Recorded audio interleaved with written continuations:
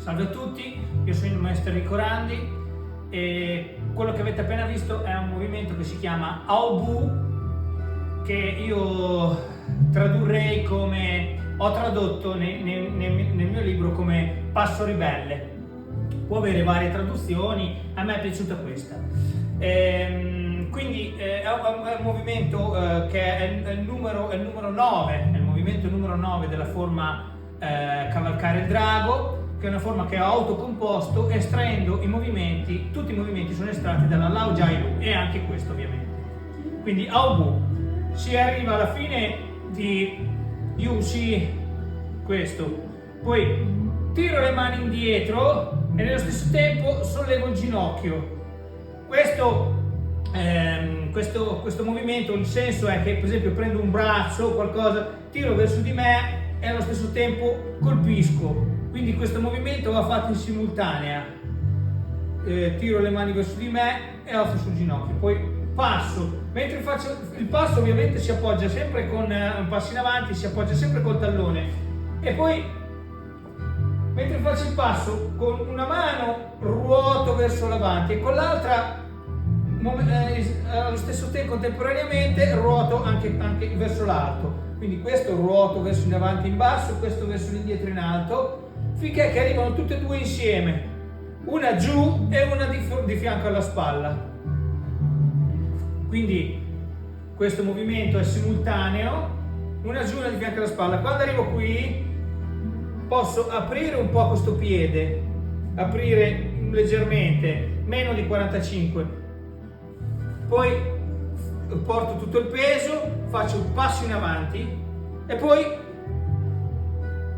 porto in avanti questo è, diciamo così, il colpo. L'idea di questo Aobu sarebbe praticamente quello che con una mano schivo, che potrebbe essere una bastonata, un pugno, qualsiasi cosa, per esempio in questo modo, oppure un calcio o una bastonata, con questa mano, con la mano sinistra schivo, la forza è qui, diciamo in questa parte qui della mano, questa mano schivo, posso anche afferrare con questa, oppure anche non afferrare, posso per esempio afferrare, vado e poi con questo tiro e con questo colpisco, sempre con questa parte qui, con la parte bassa del palmo. Ipoteticamente, per esempio, se fosse un pugno, vado, lo prendo, nello sterno, colpisco nello sterno. Per poter fare questa cosa, come al solito, anche qui, essendoci uno spostamento del peso da dietro verso l'avanti, perché in Tai Chi è sempre così, quando faccio un passo non porto mai il peso subito, prima faccio il passo e poi porto il peso, prima faccio il passo e poi porto il peso.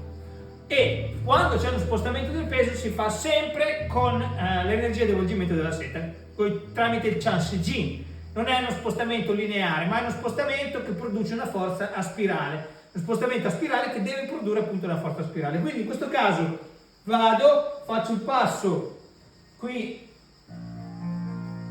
c'ho questo, quando faccio il secondo passo non devo già essere voltato come alla fine, come quando arriverò alla fine col corpo, ma il corpo guarda in avanti, in maniera che poi così quando vado in avanti, quando sposto il peso in avanti, c'è appunto questa lo sposto tramite l'energia spirale e arrivo che sono girato a 45 gradi verso sinistra. Quindi tiro su, vado, schivo, apro un pochino questo piede perché sennò fare il passo qua dopo con questo non sono confortevole, quindi vado, apro un pochino il piede, passo che sono ancora rivolto verso l'avanti e poi concludo il movimento con l'energia spirale di Chan Si Jin. Ecco, quando finisco questo ginocchio deve rimanere aperto, non sono chiuso così, se ho le anche rilassate,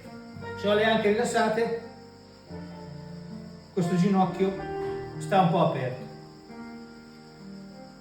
Su questo movimento volevo dire una cosa, volevo fare un commento di quando il mio gran maestro Wan Xian Qui voglio aprire una parentesi. Gran maestro vuol dire come in inglese, no? Quando diciamo grandfather, cioè è il maestro del mio maestro, è quello che lo rende un gran maestro.